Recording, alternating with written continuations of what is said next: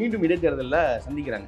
இந்த இடைத்தேர்தலில் ஒரு 25,000 வாக்குகளோ 30,000 வாக்குகளோ இல்லை, அது கூட வேணாங்க, 12,000 வாக்குகள் போன தேர்தலில் பெற்றிருந்தாங்க. அதை விட ஒரு வாக்கு கூட வாங்கினா கூட இது திமுக அரசுக்கு தோல்வி தானே. இல்ல இது வந்து பெரியார் அந்த மண்ணுல அவரோட மண்ணுல போய் அடிச்சதுக்காகவே சரிவு ஏற்படும் அப்படின்னு சொல்றாங்க. பெரியார் மண், ஈரோடு பெரியார் மண், ஈரோடு பெரியார் மண் இல்ல, ஒட்டுமொத்தமா இருக்குது தமிழ்நாடு மண். ஈவேரா அவர்கள் அங்க பிறந்தார் அப்படிங்கிறதுக்காக வந்து அவர் மண்ணு நம்ம பேச முடியாது. அவர் அங்க பிறந்தார், இது ஒட்டுமொத்தமாக தமிழ் மண். இப்போ நாங்க என்ன சொல்றோம்னா, உங்களுக்கு இருப்பது ஒரே ஒரு பெரியார் மட்டும்தான், ஈவேரா அவர்கள். அப்பட்டமா சொல்ல முடியாதுல்ல, ஏன்னா ஈவேரோட பங்கு தமிழ்நாட்டுல மிகப்பெரியதா இருக்குல்ல. கடவுள் மறுப்புங்கிறது நீங்க ஏத்துக்கிறீங்களா? நான் திரும்ப உங்கள்கிட்ட கேட்கிறேன், இப்ப கடவுளை நீங்க வணங்குறீங்களா வணங்கலையா? இல்ல கடவுள் இருக்காரா இல்லையான்ற கோட்பாடுக்கு நம்ம போகல. கேட்பது நீங்க வணங்குறீங்களா இல்லையான்னு கேட்கிறேன். இல்ல என்னுடைய மனநிலைக்கு நான் ஆன்மீகம் என்றது எதை நான் நினைக்கிறேன் அப்படின்னா, அறம் செய்யணும், உண்மையா இருக்கணும், நேர்மையா இருக்கணும், கருணையா இருக்கணும். ஈவேராவுடைய கடவுள் மறுப்பை ஏற்றுக்கொண்ட திமுக உண்மையாக இருக்கா, அறமாக இருக்கா, நேர்மையாக இருக்கா? ஏன்னா நம்ம வந்து ஒரு யாரும் ஊரே யாரும் இனவாதம் பேசல அப்படின்னு நம்ம அப்படி எங்க தாத்தன் சொன்ன கலியன் பூங்குடனா சொன்னதுதான் எங்களுக்கு மிகப்பெரிய பிரச்சனைங்கிறனா. அப்ப நாங்கள் தமிழர்கள் யாரையுமே இனவாதமாக பிரிக்கல, நல்லா புரிஞ்சுக்கங்க, இனவாதமா பிரிக்கல. ஆனா கர்நாடகாவினுடைய முன்னாள் முதல்வர் சித்தராமையா அவர்கள் என்ன சொன்னாரு? என்னை திராவிடன்னு யாராவது சொன்னா செருப்பால் அடிப்புன்னு சொன்னாரா இல்லையா? சொன்னாரா இல்லையா? அவர்கிட்ட ஏன் இனவாதம் பேசல? பெரியாரை எதிர்க்கும் பொழுது இப்ப நீங்க தனிப்பட்ட அரசியலுக்கு வந்துட்டீங்கல்ல. இப்ப நீங்க வந்து பெரியார் அடிக்கும் பொழுது உங்களுக்கு யாரெல்லாம் ஆதரவு கொடுக்குறாங்க? இப்போ பாஜகவுடைய மாநில தலைவரான அண்ணாமலை உங்களுக்கு ஆதரவு கொடுக்குறாரு. பிளஸ் வந்து பாஜக ஆதரவு கொடுத்தா நம்ம வந்து பிஜேபியோட பி டீம்னு எடுத்துக்கலாம். அப்படிதானே இப்போ ஒரு கட்டமைப்பு உருவாகுது. அப்போ இப்ப நான் கேட்கிறேன், பரந்தூர் விமான நிலையம் வேண்டும்னு பாஜக சொல்லுது. அந்த பரந்தூர் விமான நிலையத்துக்கு நிலத்தை கையகப்படுத்தணும்னு திமுக சொல்லுது. இது பாஜகவினுடைய பி டீம்னு சொல்லிடலாமா திமுகவை?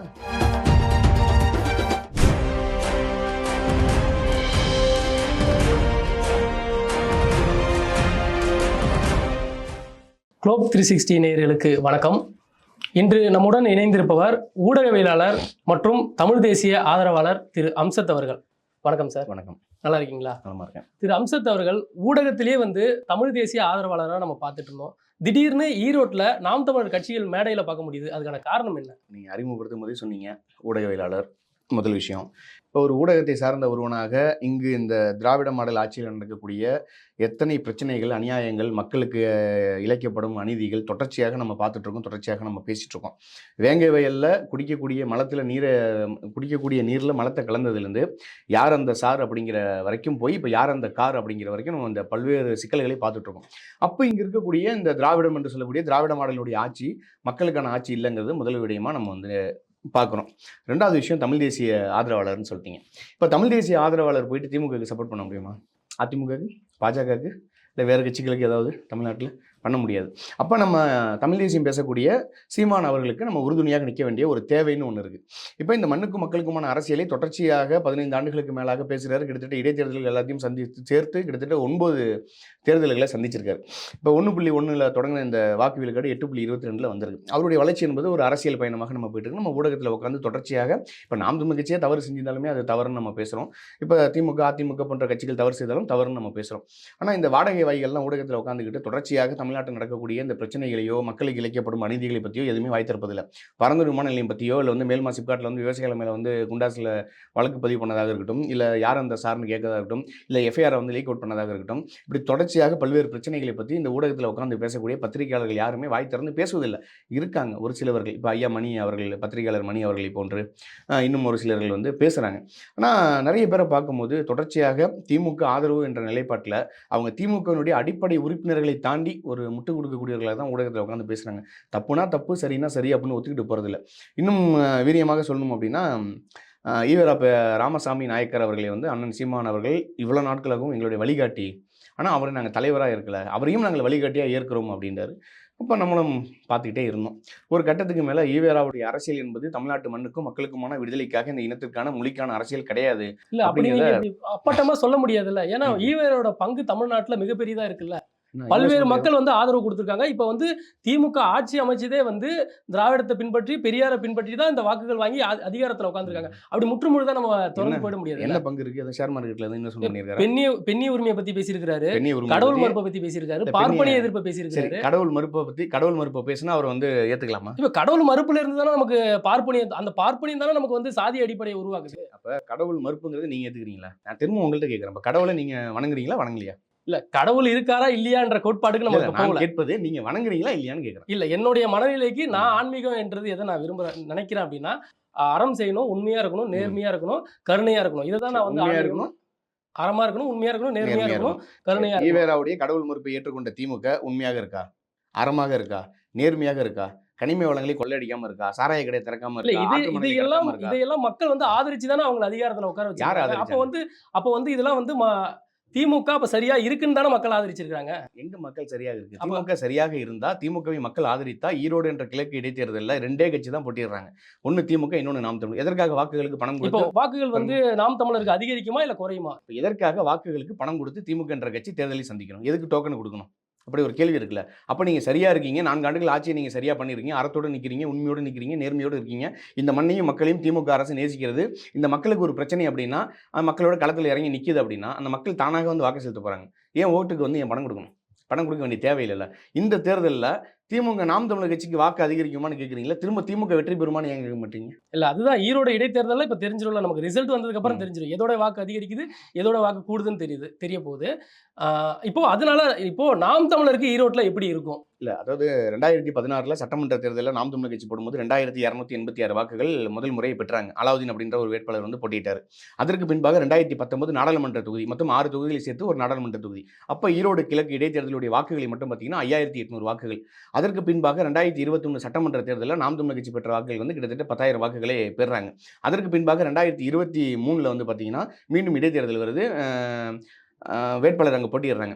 அவர்கள் பெறக்கூடிய வாக்கு வந்து 10,862 வாக்குகளை பெற்றிருக்காங்கன்னு நினைக்கிறேன். என்னுடைய கணிப்பு சரியாக இருந்தா. மீண்டும் 2024ல ஒரு பாராளுமன்ற தேர்தல் வருது. அதுல ஈரோடு கிழக்கு என்ற இடைத்தேர்தலில் மட்டும் 15,000 வாக்குகள். நல்லா புரிஞ்சுக்கங்க. 2000ல தொடங்குனது 2024 பாராளுமன்ற தேர்தலுக்கு வரும்போது 15,000 வாக்குகளாக அங்க இன்க்ரீஸ் ஆகுது. இப்ப மீண்டும் இடைத்தேர்தல்ல சந்திக்கிறாங்க. இந்த இடைத்தேர்தல்ல ஒரு 25,000 வாக்குகளோ, 30,000 வாக்குகளோ இல்ல அது கூட வேணாங்க. 12,000 வாக்குகள் போன தேர்தலில் பெற்றிருந்தாங்க. அதை விட ஒரு வாக்கு கூட வாங்கினா கூட இது திமுக அரசுக்கு தோல்வி தானே. இல்ல இது வந்து பெரியார் அந்த மண்ணுல அவரோட மண்ணுல போய் அடிச்சதுக்காகவே எது பெரியார் சரிவு ஏற்படும் அப்படின்னு எது சொல்றாங்க. பெரியார் மண்ணு?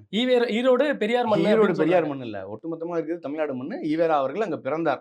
அப்படிங்கிறதுக்காக வந்து அவர் மண்ணுன்னு நம்ம பேசிட முடியாது. அவர் அங்க பிறந்தார். இது ஒட்டுமொத்தமாக தமிழ் மண். இப்ப நாங்க என்ன சொல்றோம்னா, உங்களுக்கு இருப்பது ஒரே ஒரு பெரியார் மட்டும் தான். ஈவேரா அவர்கள் தான். ஈவேராவோட எந்த கொள்கையை நம்ம ஏத்துக்கலாம்னு நீங்க சொல்லுங்க. கடவுள் மறுப்பை ஏத்துக்கலாம், பார்ப்பனிய எதிர்ப்பை கடவுள் ஏத்துக்கலாம். மறுப்பை ஏத்துக்கலாமா? எல்லாருமே ஏத்துக்கலாமா? இல்ல கடவுள் மேல நம்பிக்கை உள்ளவங்க அதை எப்படி பாக்குறாங்கன்னு தெரியல. ஆனா கடவுள் மறுப்பை வச்சு தானே இங்க வந்து இப்போ ஒரு பாஜக கால் ஊன்றது. அதுக்கு இல்ல, வழிவகுக்கிறது இல்ல. அதுதானே. பாஜக மட்டும்தான் கடவுளை வைத்து இங்க ஆட்சி அதிகாரத்துல உட்காருவது என்பது தவறு. ஏன்னா, அவர்கள் கடவுளையே அரசியலாக பார்க்கிறாங்க. ஆனா, இங்க இருக்கக்கூடிய நாம் தமிழர் கட்சியும் ஈழத்தமிழர்ங்கிற முன்னணியும் ஆரம்பிக்கிறாங்க. அவங்களும் கடவுளை எடுக்கிறாங்க, முருகன் எடுக்கிறாங்க, மாயன் எடுக்கிறாங்க. இங்க இருக்கக்கூடிய இஸ்லாமியர்கள் வணங்குறாங்க, கிறிஸ்தவர்கள் இருக்காங்க, அவங்க வணங்குறாங்க. அப்படி இருக்கும்போது எதன் அடிப்படையில ஒட்டுமொத்தமாக கடவுள் மறுப்பே ஏற்கணும்னு நம்ம ஏற்க முடியும்? இப்போ திருமாவளவன் அவர்கள் சொல்றாரு, நீங்க முருகரை முப்பாட்டன்னு சொல்லி நீங்க ஏத்துக்கிட்டாலும் அது வழுக்குப்பாறை தான். அது எங்க கொண்டு போய் விடும்னா அது சனாதனத்துல தான் விடும், சரி. ஆரியத்துல தான் விடும் அப்படின்றாரு. கடவுள் மறுப்பு கொள்கையில் இருக்கக்கூடிய ஈவேராவுடைய கருத்தை தான் திமுக ஏத்துக்குது. கடவுள் மறுப்பை வைத்து தானே திமுக வாக்கு வாங்குது. அப்ப இஸ்லாமியர்கள் 5 நேரம் தொழக்கூடிய இஸ்லாமியர்கள், நோன்பு காலங்களில் நோன்பு இருக்கக்கூடிய இஸ்லாமியர்கள், சர்ச்சுக்கு போகக்கூடிய கிறிஸ்தவர்கள், ஐயப்பன் கோயிலுக்கு மாலை போடக்கூடிய தமிழர்கள், பழனி முருகன் கோயிலுக்கு மாலை போடக்கூடியவர்கள், விநாயகரை வணங்கக்கூடியவர்கள், மாயவனை வணங்கக்கூடியவர்கள், முருகனை வணங்கக்கூடியவர்கள் யாரும் எனக்கு ஓட்டு போடாதீங்கன்னு சொல்லி திமுக ஓட்டு கேட்குமா? கேட்குமா? நாங்க கடவுள் மறுப்புங்க. கடவுளை வைத்து தான் இங்க வந்து பாஜக இங்க ஆட்சி புரியுது. அந்த கடவுளை நம்ம எதுக்கணும். அதனால போடக்கூடாது. என் மனைவியே கடவுளை போய் வணங்குனாங்கன்னா நான் டைவர்ஸ் பண்ணுவோம் அப்படின்னு சொல்லிட்டு அவ டைவர்ஸ் பண்ணிட்டு வரா. நம்ம துர்கா ஸ்டாலின் ஏன் கோயிலுக்கு வெளில போறாங்க? அது அவங்க தனிப்பட்ட விருப்பு வெறுப்பு தானே. அப்ப அவங்களுக்கு மட்டும் தனிப்பட்ட விருப்பு வெறுப்பு. மத்தவங்களுக்கு என்ன சட்னி சாம்பாரா? மத்தவங்களும் கடவுளை கும்பிடலாம்ல. இப்ப நான் மாட்டுக்கறி சாப்பிடுவேன். மாட்டுக்கறியில பன்னிக்கறி கூட சாப்பிடுவேன். அதுக்காக உங்ககிட்ட வந்து நீங்க சாப்பிடாத ஆள்கிட்ட உங்க வாயில வச்சு நான் திணிக்க கூடாது. அது திணிச்சா அது என்ன? தப்பு. அப்ப பெரியார் அவர்களுக்கு கடவுள் பிடிக்கலன்னா அது உங்களுடைய விருப்பம். கடவுளை ஏற்கக்கூடிய எங்கள்ட்ட வந்து நீங்க பரப்பாதீங்க. அவரு சொல்ற கடவுள் மறுப்பு எதனால சொல்றாரு அப்படின்னா, ஒரு மனிதனை வந்து ஏற்றத்தாழ்வு உண்டாக்குறதே வந்து இந்த வர்ணாசிரம் தான். வர்ணாசிரத்தை யாரா பிடிச்சிருக்காங்கன்னா பார்ப்பனியம். பார்ப்பனியம் எதிரா பிடிச்சிருக்கு. கடவுளை பிடிச்சிருக்கு. அப்ப கடவுளே இல்லடா அப்படின்றாரு. கடவுள் இல்லடான்னா அப்ப சாதியை ஒழிச்சிடலாம் அப்படின்ற மாதிரி தான் அவர் சொல்றாரு. ஈவேரா சாதியை ஒழிச்சாரா? ஒழிச்சதுனால மட்டும் தானே இப்ப பேருக்கு பின்னாடி நம்ம சாதிகளை போடல. இல்ல இப்ப ஸ்கூல்ல போய் சேர்க்கணும்னா சாதி சர்டிஃபிகேட் கேட்கறாங்களா? சரி. சாதியை ஒழிச்சிட்டாருன்னா ஏன் தனி தொகுதி இருக்கு தமிழ்நாட்டுல? பொது தொகுதியில ஏன் பட்டியல் சமூகத்தை சார்ந்தவர்கள் யாரையும் போட்டியிட முடியல? அண்ணன் ஆர் ராசா அவர்கள் பெரம்பலூர் தொகுதியில போட்டியிடுறாரு. அந்த தனி தொகுதி பொது தொகுதியா மாற்றணும்னு எதற்காக நீலகிரியில கொண்டு போய் ஐயா கருணாநிதி அவர்கள் போட்டாரு? அப்படி திமுக சாதியை ஒழித்தது, பெரியார் அவர்கள் சாதியை ஒழித்ததுன்னா திமுக என்ன சொல்லணும்? தேர்தல் காலங்கள்ல சாதியை வைத்து அரசியல் கட்சி நடத்தக்கூடிய யாருமே என்னோட கூட்டணிக்கு வராதீங்க சொல்லியிருக்கணுமா? ஏன் சொல்லல? சாதிய மாநாட்டில் போய் கலந்துக்கிட்டார்ல கே என் நேரு அவர்களும் KKSSR அவர்களும் ஏன் போய் கலந்துக்கணும்? இதே அம்மையார் கனிமொழி அவர்களுக்கு நாடார் குல பெண்ணுன்னு சொல்லி பேனர் வைக்கிறாங்களே. அப்ப ஏன் திமுக வாய் திறந்து பேசல? சாதியை ஒழிக்கணும், சாதி இல்ல. தமிழ்நாட்டில் இனி யாரும் ஜாதி சான்றிதழ் கேட்கக்கூடாது. சாதி சர்டிஃபிகேட்டை நாங்க ஒழிக்கிறோம். ஒட்டுமொத்தமாக இருக்கக்கூடிய இடஒதுக்கீடை பிறப்பின் அடிப்படையில் இவர்கள் தமிழர்கள் என்றால் 100 விழுக்காடையும் தமிழர்கள் மட்டும்தான் இங்கே பயன்படுத்தணும் அப்படின்னு பிரித்து கொடுத்துட்டு போக வேண்டியதானே? எதற்காக வந்து இந்த கட்சிக்கு, இந்த சாதி கட்சிக்கு 2 சீட்டு, அந்த சாதி கட்சிக்கு 2 சீட்டு, இந்த மதத்தை சார்ந்த கட்சிக்கு 3 சீட்டு, அந்த மதத்தை சார்ந்த கட்சிக்கு 4 சீட்டு ஏன் கொடுக்கணும்? சாதியை ஏன் தமிழ் ஒழிக்கல? தேசியர்கள் வந்து குடி தேசியம் பேசுறோம், நம்ம குடிகளை வச்சு தான் அடையாளப்படுத்துறோம். அப்போ இவங்க இப்போ அனைத்து சாதியிலும் அர்ச்சகர் ஆகலாம் அப்படின்னு சொல்லிட்டு சாதியை அந்த அளவுக்கு கட்டுப்பாட்டு வச்சிருக்காங்கல்ல. அனைத்து சாதியினரும் அர்ச்சகர்கள் ஆகலாம் அப்படின்னு சொல்லும்பொழுது நம்ம அனைத்து சாதிக்குள்ளேயும் கட்டுப்பட்டு அவங்களுக்கான எல்லாருமே கோயிலுக்குள்ள போகும்பொழுது அவங்களுக்கான உரிமைகள் கிடைக்குது இல்ல. இன்னும் நான் சொல்லி முடிச்சிடறேன். நீங்கள் பேசும்போது ஒரு விஷயம் சொன்னீங்க, குடி தேசியம் பேசுகிறாங்க அப்படின்ட்டு. ஆனால் நாம் தமிழர் கட்சி அதை பேசலை. நாம் தமிழர் கட்சி சாதியை பார்த்து எனக்கு ஓட்டு போடாது அப்படின்னு தான் பேசுகிறாங்க. இன்னும் நிறைய பேர் இருக்காங்க. இப்போ வந்து பாரிசாலன் அவர்கள் குடிவழியான தமிழ் தேசியம் பேசுவார், நான் குடிவழியான தமிழ் தேசியம் பேசுவேன். இப்போ தமிழ் மொழி பேசுகிறவங்க எல்லாம் தமிழர்னா ஐயா கருணாநிதி அவர்கள் தமிழர் தான். தமிழ் மொழியை பேசின ஈவேரா அவர்களும் தமிழர் தான். அப்படி தான் நம்ம ஏற்றுக்க வேண்டியதாக இருக்குது. தமிழ் மொழியே இன்னைக்கு பேசிட்டு இருக்கிற ஐயா ஸ்டாலின் அவர்களும் நம்ம தமிழராக ஏற்றுக்க வேண்டியதாக இருக்குது. அப்போ எதன் அடிப்படையில் தமிழரையும் பெருமொழியாளர்களும் நம்ம கண்டுபிடிக்கிறோம்னா குடிவழியாக தான். தமிழனுக்கு சாதியே கிடையாது. தமிழனுக்கு இருந்தது குடி தான். 5 திணைகளில் வாழ்ந்தவன் தமிழர்கள். குறிஞ்சி, முல்லை, மருதம், நெய்தல், பாலை, இப்படி தான் ஒவ்வொரு குடிகளும் ஒவ்வொரு தொழிலில் இருக்கும்போது ஒவ்வொரு காரண பெயர்களாக குடிபெறுது. ஒட்டுமொத்தமாக அனைவருமே குறவர் சமூகத்தில் தான் நம்ம இங்கே பிறந்தோம். நம்ம ஊரில் வந்து ஒரு வழக்காடு மொழியில் நம்ம சொல்லுவோம், அவங்க கிடக்கிற குறப்பைய மக்கள் அப்படிமா. அனைத்து தமிழ் சாதிகளும் குறவர்லேருந்து உருவானது. இதை யாருமே மறுக்க முடியாது. அப்படி இருக்கும்போது அவர்களுடைய இப்போ ஒன்றும் இல்லை. இப்போ வேளாண்குடியில் இருக்கக்கூடியவர்கள் என்ன பண்ணுவாங்க அப்படின்னா, மிளகாயை வந்து விவசாயம் பண்ணி அந்த மிளகாயை வந்து எடுத்து அதை காய வச்சு, எத்தனை நாள் காய வச்சா அந்த மிளகாய் வந்து காயும், அதை எப்படி பதப்படுத்தணும் அப்படிங்கிறது அவங்களுக்கு தெரியும். இப்போ மீனவ சமுதாயத்தை சார்ந்தவங்களுக்கு ஒரு கருவாடை உருவாக்கணும்னா எந்த மீனை கருவாடா போட்டால் தெரியும், எந்த மீனை எத்தனை நாள் காய வைக்கணும், அதுக்கு உப்பு போடணுமா போடக்கூடாது அப்படின்னு தெரியும். இதுதான் தொழில். இந்த தொழிலை வச்சுட்டு இவங்க என்ன பண்ணுறாங்க அப்படின்னா, மிளகாய் வைக்கிறவங்களை கொண்டு போய் நீங்கள் வந்து மீனை காய வைங்க அப்படின்னா அவங்களுக்கு தெரியாது. மீனை காய வைக்கிறவங்களை கொண்டு வந்து நீங்கள் மிளகாய் காய வைங்கனாலும் தெரியாது. அவங்களுக்குன்னு ஒரு தொழில் இருக்குது. தொழில் ரீதியாக தான் இவங்க அவங்கவுங்க குடிகளாக இருந்தாங்க. ஆனால் இவங்க என்ன பண்ணுறாங்க, இவன் வேற சாதி, அவன் வேற சாதி அப்படின்னு சொல்கிறாங்க. நான் என்ன கேட்குறேன், சாதியை நீங்கள் ஒழிச்சிட்டிங்கன்னா ஏன் நீங்கள் திமுக வந்து தனி தொகுதி வந்து அண்ணன் திருமாவளவன் அவர்களுக்கு கொடுக்குறீங்க? பொது தொகுதி கேட்டார்ல, கொடுத்துருக்கலாமே. நீங்கள் சாதியை ஒழிச்சவங்களா இருந்தால் ஏன் பொது தொகுதி கொடுக்கல? பாராளுமன்ற தேர்தலில் 2 தொகுதி தனி தொகுதி கொடுங்க, 1 தொகுதி பொது தொகுதி கொடுங்க கேட்டாங்க. ஏன் பொது தொகுதி கொடுக்கல? கொடுத்துருக்கலாமே. திமுக சாதியை ஒழிக்கலைங்க. திமுக என்ன ஒழிச்சதுன்னா, தமிழர்கள் சாதி பேரை பயன்படுத்தக்கூடாது. அப்படி பயன்படுத்தாமல் இருந்தால் தான் நான் தமிழனா தெலுங்கனாங்கிறத தமிழர்கள் அடையாளம் பண்ண முடியாது. நான் இன்னொன்று கேட்குறேன், விருதாச்சலம்ன்ற தொகுதி, வன்னியர்களும் பறையர்களும் பெரும்பான்மையாக இருக்கக்கூடிய அந்த தொகுதியில் ஒரு நாயுடு சமூகத்தை சேர்ந்த விஜயகாந்த் அவர்கள் அங்கே நின்று எம்எல்ஏ ஜெயிக்கிறாரு. ஆனால் அந்த தொகுதியில் ஒரு வன்னியரோ ஒரு பறையரை ஏன் ஜெயிக்க முடியல? இதுதான் இங்கே இருக்கக்கூடிய பிரச்சனை. இப்போ தமிழ்நாட்டில் பெரும்பான்மையான சமூகம் அப்படின்னா வன்னியர் சமூகம், அதற்கு அடுத்ததாக இருக்கக்கூடிய பெரும்பான்மையான சமூகம் பறையர் சமூகம். இந்த 2 சமூகமும் ஒன்றா சேர்ந்திருந்தா இந்த 2 சமூகத்துலேருந்து ஏன் ஒருத்தர் வந்து முதலமைச்சர் ஆக முடியல? ஆயிருக்கலாமே. அண்ணன் திருமாவளவன் அவர்களுக்கு துணை முதல்வர் பதவி கொடுத்துருக்கலாமே, நாங்கள் சாதியை ஒழிச்சோம்னு. தமிழ்நாட்டை தவிர அனைத்து மாநிலங்களிலும் பட்டியல் சமூகத்தை சார்ந்தவர்கள் முதலமைச்சராக இருந்திருக்காங்க, துணை முதல்வராக இருந்திருக்காங்க. ஆனால் ஏன் இந்த தமிழ்நாட்டில் மட்டும் ஆக முடியல? பட்டியல் சமூகத்தை சார்ந்த யாருமே ஏன் துணை முதல்வராகவோ இல்லை முதலமைச்சராகவோ ஏன் ஆக முடியல? இதுதான் திமுக சாதியை ஒழிச்ச லட்சணமான கேள்வி கேட்டால் பதில் இல்லை அவங்க. இல்ல, இது திமுக பண்றதும் நம்ம ஒரு தத்துவத்தையும் நம்ம அதை பிரிச்சு பார்க்கணும்ல. திமுக திராவிடன்றது ஒரு தத்துவம். அந்த தத்துவத்தை ஒரு தனி மனிதன் ஏற்று நடக்கும்பொழுது அவங்க தவறா இருக்காங்க. நீங்க ஒட்டுமொத்தமா வந்து இந்த தத்துவத்தையும் அடிச்சு உடைக்கிறீங்க பொழுது அது எந்த அளவுக்கு சரியா இருக்கும்? எந்த தத்துவம்? திராவிடன்ற தத்துவம். திராவிடங்கிற தத்துவம் எங்க இருக்கு? பார்ப்பனித்து எதிர்க்கிறது. மீண்டும் கேட்கிறேன், திராவிடம்னு தமிழ்நாட்டை தாண்டி வேற எங்க இருக்கு? உங்களால் ஏதாவது ஒரு ஆதாரம்? ஆனால் ஆந்திராவில் திராவிடம்னு பேரில் கட்சி இருக்குது, கர்நாடகாவில் இருக்குது, கேரளாவில் இருக்குது, அஸ்ஸாமில் இருக்குது, பீகாரில் இருக்குது, அருணாச்சல பிரதேசில் இருக்குது, மிசோரமில் இருக்குது. சொல்ல முடியுமா? ஏன் தமிழ்நாட்டில் மட்டும் திராவிடங்கிற பேர் இருக்குது? ஆனால் இவங்க என்ன சொல்கிறாங்க, 5 மொழிகள் சேர்ந்தது தான் திராவிடம்ங்கிறாங்க. சரி, 5 மொழிகள் சேர்ந்தது தான்ப்பா திராவிடம். இந்த திராவிடம் நாங்கள் ஏற்றுக்கிறோம்ப்பா, திராவிடம்னு தமிழ்நாட்டில் ஒன்று இருக்குப்பா, நாங்கள் ஏற்றுக்கிறோம்ப்பா. 5 மொழிகளை சேர்ந்தவர்கள் திராவிடர்கள் நீங்கள் ஏற்றுக்கிறீங்க, அதை நானும் ஏற்றுக்கிறேன், ஓகேவா? ஒரு தமிழர் நீங்கள் முதலமைச்சராக இருக்குங்களா? ஏன் தெலுங்கர் மட்டும் முதலமைச்சராக இருக்கீங்க? ஒரு தமிழரை துணை முதல்வராக இருக்குங்களா? 5 மொழி சேர்ந்தது தானே திராவிடம். ஐயா கருணாநிதி தெலுங்கர், அதற்கு பின்பாக ஐயா ஸ்டாலின் தெலுங்கர், அதற்கு பின்பாக உதயநிதி தெலுங்கர், அதற்கு பின்பாக இன்பநிதி, இப்படி வரீங்க. கருணாநிதிக்கு பின்பாக ஸ்டாலின், ஸ்டாலினுக்கு பின்பாக உதயநிதினு வரீங்க. அந்த இடத்துல நான் என்ன கேட்குறேன், நீங்கள் திராவிடம்னு சொன்னால் அந்த இடத்துல ஒரு துணை முதல்வர் ஒரு தமிழருக்கு நான் கொடுக்குறேன், சொல்லிருக்கணுமா இல்லையா? இல்ல, ஒரு தமிழர் வந்து இப்படி வந்து இனவாதம் பேசுறது சரியா இருக்குமா? ஏன்னா நம்ம வந்து ஒரு யாரும் ஊரே யாரும் இனவாதம் பேசல அப்படின்னு அப்படி எங்க தாத்தன் சொன்ன கலியன் பூங்குடன சொன்னதுதான் எங்களுக்கு மிகப்பெரிய பிரச்சனைங்கிறனா. அப்ப நாங்கள் தமிழர்கள் யாரையுமே இனவாதமாக பிரிக்கல, நல்லா புரிஞ்சுக்கங்க, இனவாதமா பிரிக்கல. ஆனா கர்நாடகாவினுடைய முன்னாள் முதல்வர் சித்தராமையா அவர்கள் என்ன சொன்னாரு, என்னை திராவிடன்னு யாராவது சொன்னா செருப்பால் அடிப்புன்னு சொன்னாரா இல்லையா? அவர்கிட்ட ஏன் இனவாதம் பேசல? கர்நாடகாவில் நாங்கள் தண்ணீர் கேட்கும்போது எப்படி தமிழர்களை தேடி கண்டுபிடித்து கன்னடர் அடிக்கலாம்? கேரளாவில் வந்து ஐயப்பசாமி ஒரு இடத்துல நடக்குது, ஒரு இடத்துல இல்ல, தமிழகம் முழுவதும் நடக்குது. இலங்கையில் நடந்தது என்ன? இனவாதமா, இன அழிப்பா நடந்ததா? இலங்கையில் பர்மாவில் என்ன நடந்தது? இப்போ நான் மீண்டும் கேட்குறேன், சவுதின்னு ஒரு நாடு இருக்குது, அந்த நாடு முழுக்க இஸ்லாமியர்களுடைய நாடு, அரபு மொழி பேசக்கூடியவர்கள், அல்லாவை மட்டுமே ஏற்றுக்கொள்ளக்கூடியவர்கள். துபாய்னு ஒரு நாடு இருக்குது, முழுக்க இஸ்லாமியர்கள், அரபு மொழி பேசக்கூடியவர்கள், அல்லாவை மட்டுமே ஏற்றுக்கொள்ளக்கூடியவர்கள். துபாயில் இருக்கக்கூடிய மன்னரை கொண்டு போய் நீங்கள் சவுதியில் இருக்கக்கூடிய மன்னரையும் துபாயும் ஆள சொல்லுங்களா? ஆண்டுருவாங்களா? சொல்லுங்க, நீங்களே சொல்லுங்க, ஆண்டுருவாங்களா? ஏன் ஆள மாட்டாங்க? அந்த மண்ணை சார்ந்தவன் தானே ஆளணும். இப்போ தெலுங்கானா இருக்குங்க, ஆந்திராவிலேருந்து தெலுங்கானா பிரிஞ்சு போனதில்ல. தெலுங்கானாவுக்கு ஒரு முதலமைச்சர், ஆந்திராவுக்கு ஒரு முதலமைச்சர். ஆந்திராவினுடைய முதல்வரை தெலுங்கானாவையும், தெலுங்கானாவினுடைய முதல்வரை ஆந்திராவிலையும் வேட்பாளரா நிப்பாட்டுங்களா? சரி, இப்போ நீங்க தமிழ் தேசியம் பேசுறதுனால தமிழ்நாட தனி நாடா தான் கொண்டுட்டு வர முடியும். இந்தியாவுக்குள்ள இறையாண்மைக்குள்ளேயோ இல்ல அரசியலமைப்பு சட்டத்துக்குள்ளேயே மீறியதா தான் இருக்கும். அது சரியா இருக்கும். நாங்க தனிநாடு கேட்கணும்னு நினைச்சோம்னா, ஐயா தமிழரசன் அவர்கள் ஆயுதம் ஏந்தி த த த தனிநாடு கேட்கும்போதே நாங்க போராடி இருக்கணும். ஆனால் இந்திய அரசியல் இறையாண்மைக்கு நாங்கள் உட்பட்டு, இந்தியாவினுடைய அரசியல் சாசனத்துக்கு உட்பட்டு நாங்கள் இங்கே வாழ்ந்துட்டு இருக்கோம். இந்தியாங்கிறது ஒரு கூட்டாட்சி. அனைத்து மாநிலங்களும் சேர்ந்தது கூட்டாட்சின்னு சொல்றோம். அதுல வாழக்கூடிய மக்கள் தமிழர்கள். அவர்களுக்கென்று ஒரு நிலப்பரப்பு இருக்கு. 57ல முதலாக எனக்கு மொழிவாரி மாநிலம் பிரிச்சு குடுன்னு கேட்டவன் தமிழன் இல்ல. தெலுங்கர். ஸ்ரீ பொட்டிராமுலு கேட்டாரு. அதற்காக உயிரையும் விட்டாரு. தெலுங்கர்கள் வெகுண்டு எழுந்து எங்களுக்கு ஆந்திராவை தனி மாநிலமாக பிரித்து கொடுன்னு சொல்லிட்டு ஆந்திராவை பிரிச்சாங்க. தமிழர்கள் இனவாதம் பேசல. கர்நாடகாவை பிரிக்கும் போது கர்நாடகாவில் இருக்கிற பெங்களூரு, மாண்டியா, கேஜிஎஃப் போன்ற பகுதிகள் தமிழர்களுடைய பகுதிகளாக இருந்தது. அதை எங்களுக்கு தான் வேணும்னு அடம்பிடிச்சு வாங்கினது கன்னடர்கள். அப்பவும் நாங்கள் இனவாதம் பேசல. இதே போல தேவிகுளம், பீர்மேடு, பல்வேறு பகுதிகள் கேரளாவுக்கு போனது. அப்போதும் நாங்கள் இனவாதம் பேசல. அப்போதும் எங்கள் ஐயா காமராஜர் என்ன சொன்னாரு? மேடாவது பள்ளமாவது விடியா, எல்லாம் நம்ம ஊருக்குள்ள தான் இருக்கு அப்படின்னு சொன்னாரு. அப்ப நாங்க பிரிவினைவாதம் பேசுறோமா? பிறர்கள் பிரிவினைவாதம் பேசுறாங்களா?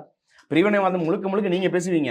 ஆனா நாங்கள் இந்த மண்ணையும் இந்த மக்களையும் நேசித்து இந்த மண்ணை சார்ந்த ஒருவன் ஆள வேண்டும் சொன்னா அது எப்படி இனவாதம் ஆகும்? இப்போ நீங்க தமிழ் தேசியம் பேசுறதுனால திராவிடர் உங்களுக்கு எதிரியா இருக்காங்க. இப்ப நீங்க திராவிட எதிர்க்கிறதுனால அது ஆணி வேறானா ஈவேராவா அடிக்கிறீங்க. இப்ப ஈவேராவை அடிக்கிறதுனால உங்களுக்கு தெரிஞ்சோ தெரியாமலே வந்து நீங்க பார்ப்பனியத்துக்கு துணை போறீங்க அப்படின்றது உங்களுக்கு உணர முடியுதா? ஈவேரா பார்ப்பனியத்துக்கு துணை போனாரு. அவரோட நெருங்கிய நண்பர் யாரு?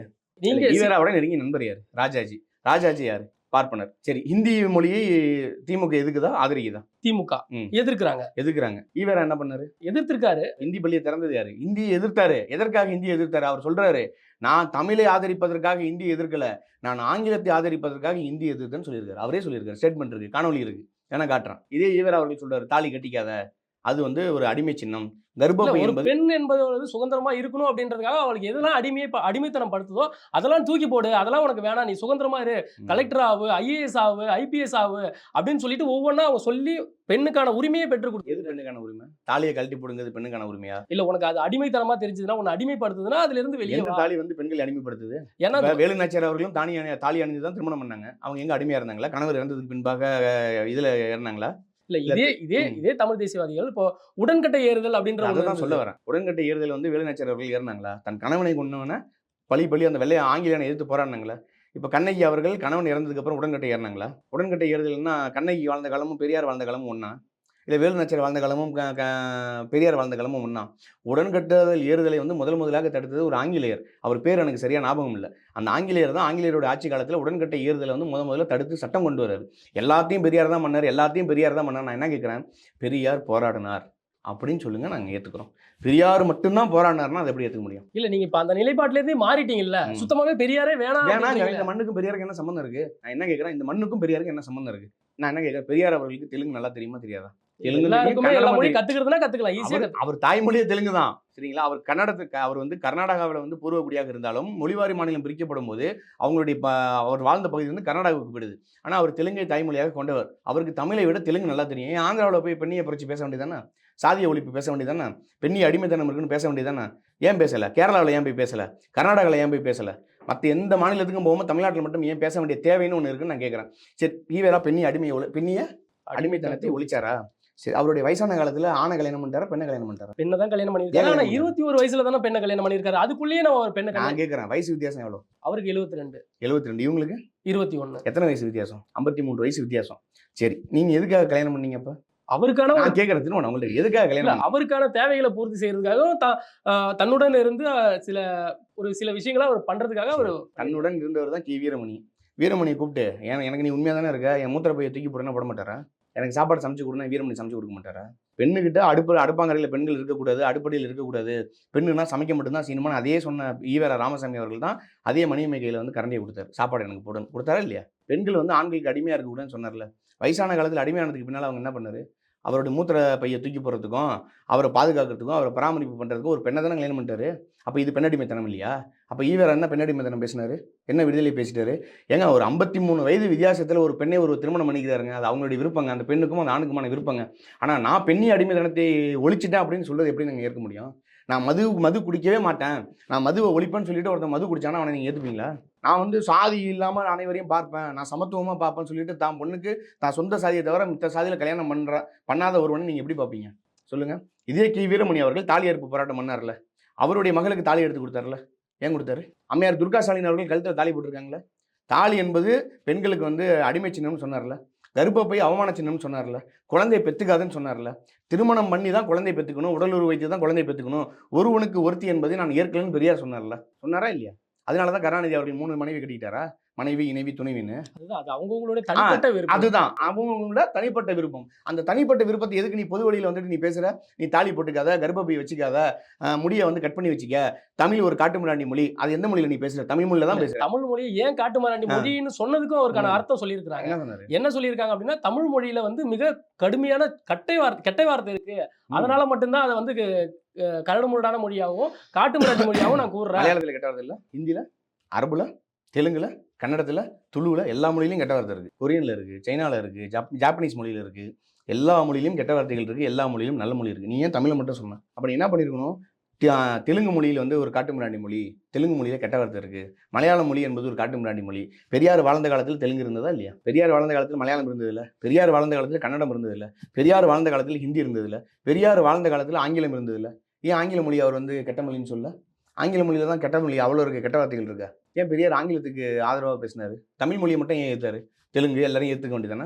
இல்ல ஒருவன் கெட்டவனாக இருந்து அதை சீர்திருத்திருத்து அவருடைய நோக்கமா இருந்திருக்கலாம்ல. ஒருத்தவன் கெட்டவனா இருக்கான், இது நீ செய்யறது தப்பு, இது செய்யறது தப்பு, இதெல்லாம் செஞ்சினா இதெல்லாம் மாத்திக்கிட்டீங்கன்னா நீ நல்லவனா மாறலாம் அப்படின்றதுக்காக எழுத்து சீர்திருத்தம், மொழி சீர்திருத்தம் அப்படின்ற மாதிரி. எழுத்து சீர்திருத்தத்தை கொண்டு வந்தவர் ஒரு பட்டுக்கோட்டை தமிழன் குத்தூசி குருசாமின்னு ஐயா மணியரசன் அவர்கள் ஒரு விவாதத்திலே பேசியிருக்காரு. அந்த குத்தூசி குருசாமி அவர்களுடைய வாழ்க்கை வரலாறு நீங்கள் எடுத்து படிச்சீங்கன்னா அவர் தான் வந்து விடுதலை பத்திரிகையில் வந்து ஆசிரியரே அவர் தான். ஆனால் பெரியாருடைய பேர் போட்டுக்கிட்டாங்க, நாங்கள் தான் எழுத்து சீர்திருத்தம் கொண்டு வந்தோம் அப்படின்னு. சரி, எழுத்து சீர்திருத்தம் கொண்டு வந்து நீங்கள் பேர் போட்டுக்கிறீங்க, சாதிய விடுதலை நாங்கள் தான் ஒழிச்சோம் பேர் போட்டுக்கிறீங்க, பெண்ணி அடிமைதானத்தை நாங்கள் தான் ஒழிச்சோங்கிறீங்க, தமிழர்கள் வந்து அதுக்கு முன்னாடி கோமணம் கூட கட்டினதில்லை நாங்கள் தான் கட்டி விட்டோங்கிறீங்க. அதேமாதிரி இன்னும் சொல்கிறாரு, ஒரு குறிப்பிட்ட 2 சமூகத்தை சொல்லிட்டு ஜாக்கெட் விலை உயர்ந்து போனது காரணமே அவங்களாம் ஜாக்கெட் போட ஆரம்பிச்சதுனால தான் ஜாக்கெட் விலை உயர்ந்துச்சுன்னு சொன்னார். இதுக்கான ஆதாரங்கள்லாம் இருக்குது இல்லையா அப்படின்ற மாதிரிலாம் ஒரு விவாதம் போயிட்டு இருக்குது. அது எப்படி ஆதாரம் சொல்கிறேன்? பெரியாருங்கிற ஒருவர் வாழ்ந்தார் அப்படிங்கிறதுக்கான ஆதாரம் இருக்குல்ல. பெரியார் ஒருவர் தன்னுடைய அரசியல் மேடையில் தொடங்கினதுலேருந்து அவர் இறக்குற வரைக்கும் பேசின கடைசி கூட்டம் டி நகரில் சென்னையில் பேசின கூட்டம் வரைக்கும் அனைத்துமே காணொலிகளாக இருக்குல்ல, புத்தகங்களாக இருக்குல்ல. இதையும் அரசுடைமையாக்கல. இப்போ பாரதிதாசன் அவர்கள் கவிதைகள் எழுதியிருக்காரு, அது நீங்கள் அரசுடைமையாக்குறீங்க. ஐயா எங்கள் ஐயா அதுக்கு முன்னால் சீபா ஆதித்யநாத் இருந்தாங்க, அவர்களுடைய பேச்சுக்கள் எழுத்துக்களை அரசுடைமையாக்குறீங்க. இப்படி பல்வேறு எழுத்தாளர்கள், பல்வேறு கவிஞர்கள், பல்வேறு பேச்சாளர்கள் அனைவருடைய பேச்சுகளையும் எழுத்துக்களையும் கவிதைகளையும் அரசுடைமையாக்குனீங்களே, ஏன் பெரியாருடைய பேச்சை மட்டும் அரசுடைமையாக்கல? ஏன்னா அவனுக்கு அடுத்து வரக்கூடிய அடுத்த தலைமுறை அதை எடுத்து படித்தானா காரி துப்பிடுவான். இப்போ நான் கேட்குறேன், என்ஜாய்மெண்ட் வித்தவுட் ரெஸ்பான்சிபிலிட்டி, இதை நீங்கள் ஏற்றுக்கிறீங்களா? சொல்லுங்கள், ஏற்றுக்கிறீங்களா? இல்லை, அது அவங்களுடைய விருப்பம். நான் கேட்குறேங்க, நாங்கள் உங்கள்கிட்ட இப்போ கேட்குறேன், இப்போ என்ஜாய்மெண்ட் வித்தவுட் ரெஸ்பான்சிபிலிட்டி நீங்கள் ஏற்றுக்கல, கடவுள் மறுப்பை நீங்கள் ஏற்றுக்கிறீங்களா? இல்லை, என்னோட அதான் ஆன்மீகன்றது என்னன்னா எனக்கு ஒரு புரிதல் இருக்கு. அந்த புரிதல் அது நீங்கள் போய் உங்கள் வீட்டில் போய் உங்கள் அம்மா சாமி கும்பிட்றாங்க, நீ சாமியை கும்பிடாதம்மா, நீ சாமி கும்பிட்டா நீ ஒரு முட்டாள் அப்படின்னு நீங்கள் பேசுவீங்களா? பேச மாட்டீங்க. தாலியை கட்டிக்க கூடாதுன்னா உங்கள் குடும்பத்தை சார்ந்தவங்க யாரோ, உங்கள் அக்கா, தங்கச்சி, அம்மா, இல்லை பெரியம்மா, சித்தி, நண்பர்களுடைய மனைவி, என்னுடைய மனைவி, இப்படி யாராவது இருக்காங்க அப்படின்னா நீங்க சொல்ல முடியாது. இப்ப முற்றுமுழுதான் நீங்க பெரியாரை எதிர்க்கும் பொழுது, இப்ப நீங்க தனிப்பட்ட அரசியலுக்கு வந்துட்டீங்கல்ல. இப்ப நீங்க வந்து பெரியாரை அடிக்கும் பொழுது உங்களுக்கு யாரெல்லாம் ஆதரவு கொடுக்குறாங்க? இப்போ பாஜகவுடைய மாநில தலைவரான அண்ணாமலை உங்களுக்கு ஆதரவு கொடுக்குறாரு. பிளஸ் வந்து பாஜக ஆதரவு கொடுத்தா நம்ம வந்து பிஜேபியோட பி டீம்னு எடுத்துக்கலாம். அப்படிதானே இப்போ ஒரு கட்டமைப்பு உருவாகுது. அப்போ இப்ப நான் கேட்கிறேன், பரந்தூர் விமான நிலையம் வேண்டும்னு பாஜக சொல்லுது. அந்த பரந்தூர் விமான நிலையத்துக்கு நிலத்தை கையகப்படுத்துவோன்னு திமுக சொல்லுது. இது பாஜகவினுடைய பி டீம்னு சொல்லிடலாமா? திமுகவை சொல்லுங்க, சொல்லிடலாமா? இதே பாஜகவில் இருந்த ஆர்எஸ்எஸ், இதே பிராமணர் அல்லாதோர் இயக்கம் தானேங்க திராவிட இயக்கம். நல்லா புரிஞ்சுக்கோங்க, பிராமணர் அல்லாதோர் இயக்கம் தான் திராவிட இயக்கம். எஸ்வி சேகர் பிராமணரா? பிராமணர் இல்லையா? அவர் ஏன் திமுகவில் சேர்த்துக்கிட்டீங்க? இப்போ அவருடைய தந்தை பேரில் ஏன் வந்து ஒரு சாலைக்கு பேர் வைக்கிறேன்னு சொல்கிறீங்க? அப்போ உங்கள் திராவிட சித்தாந்தம் தோத்து போச்சா? நீங்கள் ஈவேரா அவர்களே ராஜாஜிங்கிற ஒரு பிராமணரோட தான் அவரே சொல்கிறார், எனக்கு எந்த சந்தேகமாக இருந்தாலும் நான் ராஜாஜிட்ட கேட்பேன். அப்போ ஏங்க இவ்வளோ 2 பேரும் இவ்வளோ நெருக்கமாக இருக்கீங்க? அப்படிங்கும்போது அவரும் ஒரு கன்னடியன், நானும் ஒரு கன்னடியன் சொன்னது யார்? நான் சொல்லலை, ஈவேரா சொல்லியிருக்காரு. அப்போ அது மொழிவாதம், அது பிரிவினைவாதம் இல்லை. நாங்கள் வந்து தமிழர்கள்னு சொன்னால் அது பிரிவினைவாதம். இப்போ சீமான் அவர்கள் வந்து மேடையில் என்ன சொல்றாரு? பாப்பான், ஏன் அவன் பாப்பான்? எல்லாரையும் சமமாக பாப்பான், அதனால அவன் பாப்பான் அப்படின்னு சொல்றாரு. இங்க எந்த பாப்பானும் வந்து பார்ப்பான் தான் வந்து வர்ணாசிரம கோட்பாடையே உருவாக்கணவன். எந்த இடத்துல வந்து அவன் சமமா பார்த்திருக்கான் அப்படின்ற ஒரு டாக்கு. அந்த காணொலியை முழுசா பார்த்தீங்களா? பார்த்தோம். அதில் என்ன சொல்லியிருந்தார் குறிப்பிட்டு? இல்லை, நமக்கு எந்த காணொலி வெளியே பரப்பப்படுது அப்படின்றது தானே ஒரு ஊடகத்தில் நீங்கள் உட்காந்துருக்கீங்க, இந்த கேள்வி என்கிட்ட கேட்குறீங்க. இன்னைக்கு இந்த காணொலியை ஒரு 25,000 பேரோ, 40,000 பேரோ, 1,00,000 பேரோ, இல்லை 4,00,000 பேரோ, இல்லை ஒரு 500 பேரோ பார்க்குறாங்கன்னு வச்சுங்க. அந்த 500 பேருக்கு நீங்கள் சொன்ன வார்த்தை எப்படி போகும்? சீமான் அவர்கள் பார்ப்பான், அனைவரும் சமமாக பார்ப்பான் அப்படிங்கிற மாதிரி தானே போவோம். அது சொன்ன உண்மையான விடயத்தை சொல்லுங்க. என்ன சொல்லி பேசினாரு சீமான்? அவர் பாரதியார் வந்து பாரதியார் ஒரு பார்ப்பான்னு சொல்றாங்க. ஆமாண்டா பாரதியார் பார்ப்பான் தான். அவர் அனைவரையும் சமமா பார்த்தார். அதனால பாரதியார் பார்ப்பாங்கிறாரு. அவர் ஒட்டுமொத்த பார்ப்பனர்களும் சமமாக பார்ப்பார்கள். அதனால பார்ப்பான்னு சொன்னாரா? இல்ல பாரதியார மட்டும் சொன்னாரா? இல்ல பாரதியார சொன்னாரு. சொன்னார்ல. அப்ப இந்த ஊடகத்துல எப்படி திட்டமிட்டு பரப்பப்படுது இது? அத கட் பண்ணிட்டு அந்த பாரதியார்ங்கிற பேர கட் பண்ணிட்டு, பார்ப்பான் அனைவரையும் சமமாக பார்ப்பான். அதனால அவன் பேர் பார்ப்பான். அப்படின்னு சீமான் அதே அவர்கள் போல சொல்றார். வந்து ரஜினி சந்திப்பில் இருந்து வந்து சீமானுடைய பார்வையே திசை திரும்பிடுச்சு, அவருடைய வழித்தடமே திசை திரும்பிடுச்சு, சீமானுடைய அரசியல் வந்து அப்பட்டமா இருக்கு, ஆபத்தா இருக்கு அப்படின்ற மாதிரி குற்றச்சாட்டுகள்லாம் எழும்புது. அதை எப்படி பாக்குறீங்க? சரி, இன்னைக்கு ரஜினி ஐயாவை சந்திச்சுட்டு வந்தாரு. இப்ப நாளைக்கு விஜய் வந்து தம்பின்னு சொன்னாரு. இப்ப நாளைக்கு வந்து அண்ணன் அன்புமணி அவர்களை வந்து அண்ணங்கிறாரு. திருமாவளவன் அவர்களையும் அண்ணங்கிறாரு. அதே போல முதல்வர் ஸ்டாலின் அவர்களை வந்து கன்னடர்கள் வந்து கர்நாடகாவில் தண்ணி கொடுக்க மாட்டேன்னு பாடையில் ஏற்றி செருப்பால் அடிக்கும் போது கூட ஒட்டுமொத்த கூட்டணி கட்சிகள் கூட வாயை மூடி வாயில் பிளாஸ்டிக் ஒட்டி ஸ்டிக்கர் ஒட்டி வச்சிருந்தாங்க. ஆனால் சீமான் மட்டும்தான் எங்கள் தமிழ்நாட்டுடைய முதல்வர், அவரை நீங்கள் வந்து இப்படி அவமதிப்பதையோ அசிங்கப்படுத்துவதையோ பார்க்க முடியாதுன்னு பேசினார். அதுக்காக சீமான் அவர்கள் திமுகவோட ஆளுன்னு சொல்லிட முடியுமா? இல்லை அன்புமணியோட ஆளுன்னு சொல்லிட முடியுமா? இல்லை திருமாவளவனுக்கு ஆதரவாக அண்ணன் பேசினா திருமாவளவன் சொல்லிட முடியுமா? இப்போ நான் என்ன கேட்குறேன், இப்போ நீங்களும் தான் பிஜேபி சார்ந்தவங்க அத்தனை பேரையும் நீங்கள் பார்க்குறீங்க. பிரதமர் மோடியை பொண்ணு கொடுத்து பொண்ணு எடுத்த மாதிரி அடிக்கடி பார்த்துட்டு வரீங்க. ஒரு மாநிலத்தினுடைய விளையாட்டுத்துறை அமைச்சர் ஒரே ஆண்டில் 3 முறை 4 முறை போய் பிரதமரை பார்த்துட்டு வர்றாரு. ஏன் பார்த்துட்டு வர்றாரு? எதுக்காக நீங்கள் போய் பார்த்தீங்க? என்ன பேசுனீங்க? ஊடகத்தில் போடுங்க. நான் என்ன கேட்குறேங்க, இப்போ நீங்களும் நானும் இங்கே உட்காந்து பேசுகிறோம். இங்கே 2 கேமரா ரெக்கார்ட் ஆகுது. இப்போ பிரதமர் மோடி அவர்களும் ஒரு தமிழ்நாட்டினுடைய விளையாட்டுத்துறை அமைச்சரும் 2 பேரும் பேசும்போது ஒரு கேமரா ரெக்கார்ட் போட்டு லைவில் போட்டு விடுங்க. 2 பேரும் என்ன பேசுகிறாங்கன்னு மக்கள் பார்க்கட்டும். ஏன் அந்த இடத்துல மட்டும் ஒரே ஒரு புகைப்படம் எடுத்துகிட்டு அவங்க 2 பேரும் பேசுகிறத கட் பண்ணிடுறீங்க? அவங்க 2 பேரும் என்ன வேறு எதுவும் பேச போகிறாங்களா? பர்சனலாக வேறு எதுவும் பேச போகிறாங்களா? இல்லை. சொத்து பிரச்சனை, குடும்ப பிரச்சனை பேச இல்லை. மக்கள் பிரச்சனை, இந்த மண்ணுக்கான மக்களுக்கான அரசியல் என்ன, இவ்வளோ பாதிக்கப்பட்டிருக்கு, இவ்வளோ நிதி வேணும் உங்களுக்கு, இந்த அரசு நீங்கள் வந்து இப்படி பண்ணுறது தப்புங்க, இல்லை அவங்க சொல்லலாம் நீங்கள் பண்ணுறது இப்படி தப்புங்கன்னு 2 பேரும் இதானே பேச போகிறாங்க. அதை லைவில் போடுங்க ஒரு வாட்டி. பிரதமர் அவர்களை தமிழ்நாட்டிலிருந்து செல்லக்கூடிய உதயநிதி அவர்களோ இல்லை ஐயா ஸ்டாலின் அவர்களோ சந்திப்பதை ஏன் நேரடி ஒளிபரப்பு பண்ணுவதில்லை? இது கேட்கக்கூடிய விஷயம் வந்து முட்டாள்தனமாக இருக்கும். அது எப்படிங்க ஒரு முதல்வரும் ஒரு பிரதமரும் சந்திக்குது? அவங்களுக்குள்ள பர்சனல் இருக்கும். பர்சனல்னா நான் மாமா மச்சானா? இவர் தமிழ்நாட்டுடைய முதல்வர், அவர் இந்தியாவினுடைய பிரதமர். ஓகேவா? 2 பேரும் சந்திக்கிறாங்க. இவருடைய பிரச்சனையை கேட்கறதுக்கு அங்கே போயிருக்காரு. அவர் அதுக்கான சொல்யூஷன் சொல்ல போறாரு. 2 பேரும் பேசுவதை நீங்கள் லைவில் ஒரு நாள் போட சொல்லுங்களேன் ஊடகத்தை. என்ன பேசுகிறாங்க நாங்களும் தெரிஞ்சுக்கிறோம். அடிக்கடி நீங்களும் போயிடுறீங்க, போயிட்டு சந்திக்கிறீங்க, பேசுகிறீங்க. அதுக்கப்புறம் நான் பேசிவிட்டேன், மோடியோடு பேசிவிட்டேன், மோடி அவர்கள் பேசிவிட்டார், பிரதமர் அவர்கள் இதை செய்கிறேன்னு சொன்னார் அப்படின்னு நீங்கள் வந்து இங்கே வெளில சொல்கிறீங்க. உங்களுக்கு ஹிந்தி தெரியாது, அவருக்கு இங்கிலீஷ் சரியாக தெரியாது, உங்களுக்கு தமிழே அறகுறை.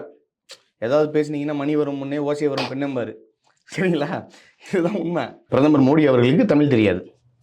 வணக்கம் போங்கள் அப்படிங்கிற வீடியோவே எடுத்து ட்ரெண்ட் பண்ணுவாங்க இன்ஸ்டாகிராமில்.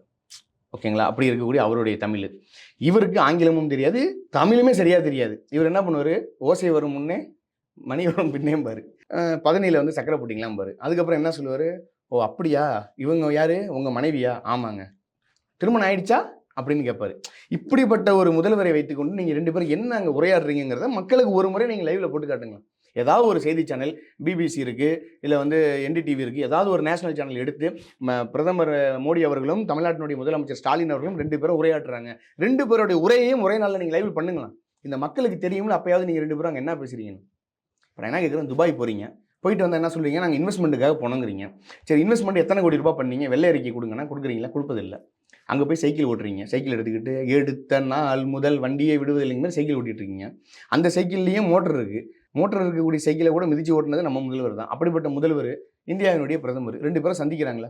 ஒரு முறை லைவில் போட்டுருங்க. இல்லை, நீங்கள் எப்படி இப்போ சொல்கிறீங்க? ஆனால் முதல்வர் என்ன சொல்கிறாரு அப்படின்னா, எந்த கொம்பனும் நம்மளை குறை சொல்ல முடியாத அளவுக்கு ஆட்சி நடக்குது அப்படின்னு சொல்கிறாருல. நான் கொம்புன்னா அவர் கொம்பு வச்சிருக்காங்க, யாராவது வேற்றுக்கிறதுன்னு வந்து தான் குறை சொல்ல முடியாது. தமிழ்நாட்டு மக்கள் குறை சொல்லலாம்னு கூட சொல்லியிருக்கலாம். நீங்கள் ஒரு ஊடகவியலாளர் தானே, வேங்கை வயலில் குடிக்கக்கூடிய நீரில் மலம் கலந்தது சரியா தவறா? அது தவறு, அப்பட்டமா அது தவறு. ஒரு மனித நீரின்றி அமையாது உலகன்னு உலக பொதுமறை நூல் திருக்குறள் சொல்லுது. ஒரு மனுஷன் எது இல்லாமல் கூட வாழ்ந்துருவான். திங்க சோறு இல்லாமல் கூட வாழ முடியுங்க, நீர் இல்லாமல் வாழ முடியாது. அந்த நீர் இருந்தால் தான் அந்த சோறையை நம்ம உற்பத்தி பண்ண முடியும். காய்கறி பழங்கள் எல்லாத்தையும். நீர் தான் அந்த உலகத்தினுடைய முதல் ஆதாரம். அந்த நீர் என்பது ஒரு உயிர் ஆதாரம். அதில் மலத்தை கலந்த ஒருத்தவன் மனிதனாக இருப்பானா? தப்பு தானே? அந்த குற்றவாளிகளை உங்களால் கண்டுபிடிக்க முடிஞ்சான்னு ஒரு கேள்வி. பெண்களை நம்ம எப்படி பார்க்குறோம்? தமிழ் சமூகம் பெண்களை எப்படி பார்க்குது? இப்போ நீங்கள் கேட்குறீங்க, பெரியார் வந்து பெண்ணிய விடுதலையை பேசினாருன்னு. பெண் எங்கெங்க தமிழ்நாட்டில் அடிமையாக இருந்தால்?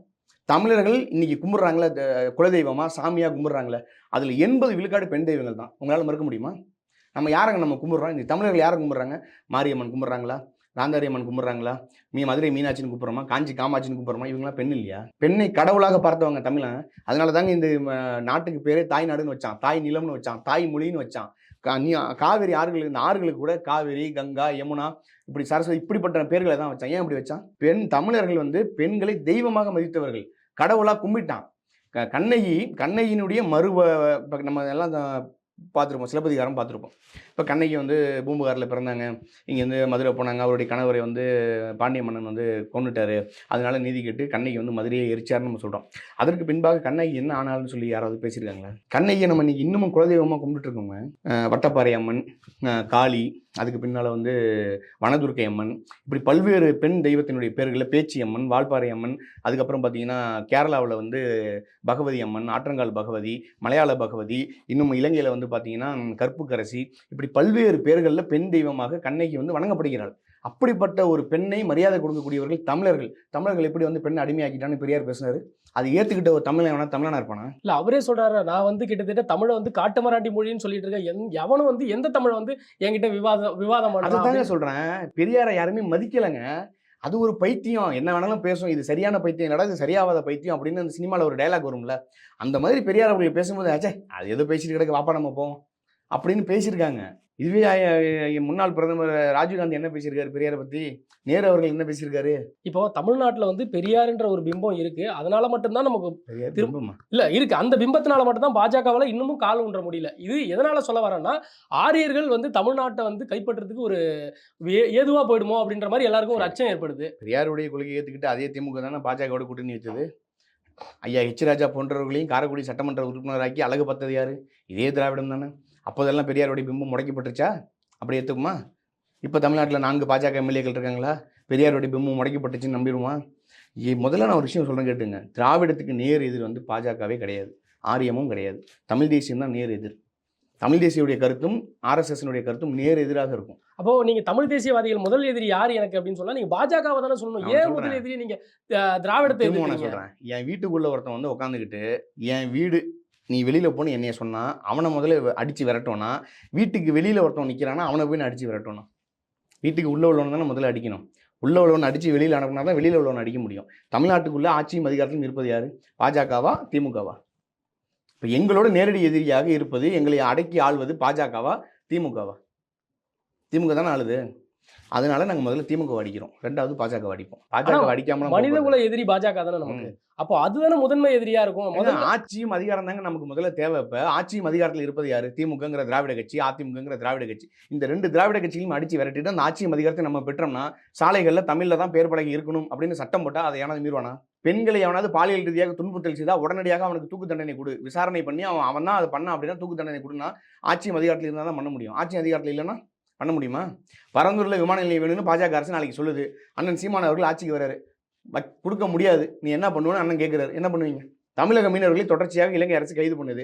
ஆட்சியும் அதிகாரத்தில் இருக்கிற திமுக அரசு என்ன பண்ணுது? தடுத்து நிப்பாட்டக்கூடாதா?